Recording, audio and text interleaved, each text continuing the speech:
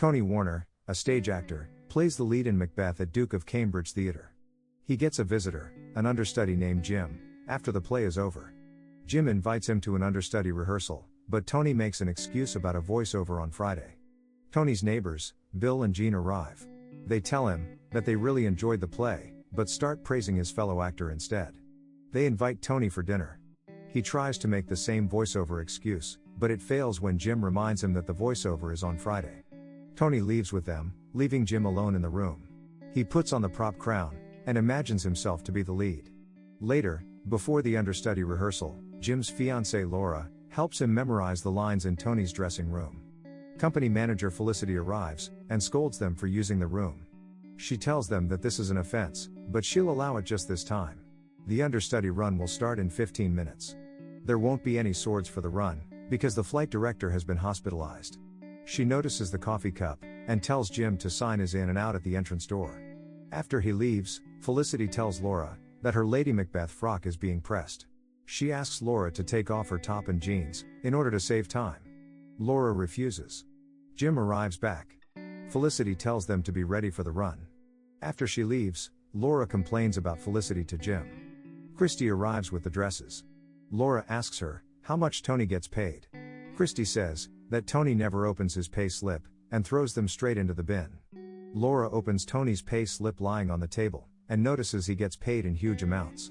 Laura cuts herself from the pin in the Lady Macbeth's frock. Jim sucks on the blood on her finger. Laura leaves for her rehearsal. Jim notices a drop of blood on the floor, that grows into a huge puddle. But when he looks again at the floor, it's all gone. Later, Tony comes backstage, and is drunk out of his mind. He is angry, because he wanted a part in another play, but some other actor got the part. Felicity arrives, and she is angry that Tony got drunk. She puts him in the shower, and tells him to get ready in 5 minutes for Act 5 of his play. Christy brings Jim in. Felicity tells him, if Tony doesn't sober up in 5 minutes, Jim will have to replace him for the play. Jim is nervous, but Laura encourages him, saying that this is what they always wanted. She hands him the prop dagger, and he sees blood all over her hands, and the dagger. Tony gets out of the shower, and says he is ready for the act. Jim says if Tony's ready, then he should do it. After Tony leaves, Laura gets angry at Jim, saying that this was his chance, and he blew it up. Jim apologizes to Laura, saying he is just an understudy, and he can't change who he is. Laura removes her ring, and leaves it on the table. She hears noises from the shower. She checks the shower, but finds nothing. She hears a scream coming from the stage, and a man asking to call the medic. She picks up her ring, and leaves. Some time later, Jim has taken over the role from Tony. Laura arrives. She asks if Jim is nervous. He says he is fine. It is revealed that Tony in his drunken state fell off the stage and broke his leg. Felicity has been fired for accusations of sexual harassment.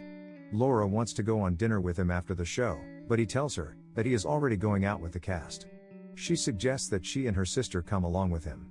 But he denies, saying it gets awkward mixing actors and civilians. He asks Laura to leave, because he needs to prepare for the play. He thanks her for encouraging him. As he puts on the crown, he hears whispers coming from speakers. He notices blood coming out of his eyes, and the mirror. He quickly removes the crown. 19 months later, Jim, now a famous actor, is signing autographs. A now paralyzed Tony arrives to visit him. He has quit drinking. He notices that the dressing room has been redecorated. Jim has broken up with Laura, and haven't seen her since Macbeth days. Kirsty arrives later. She is looking after Tony now. She tells Jim that Laura killed herself in this same room, that is why it was redecorated. Jim gets a call to come on stage for Act 1. Jim believes that since Laura was responsible for Tony's accident, she must have killed herself because of the guilt. Christy reveals that she was the one responsible for Tony's accident. She spiked his drink with pure alcohol, and she also the one who got Felicity fired, by accusing her of sexual harassment. She did it for Jim's career, because she didn't want his talent to go to waste. She shows her the ring that she took from Laura after she died. She gives him a kiss, and leaves. He starts getting bloody visions of Laura's death. The episode ends with Jim leaving the room to go on stage. Like and subscribe for more videos like this.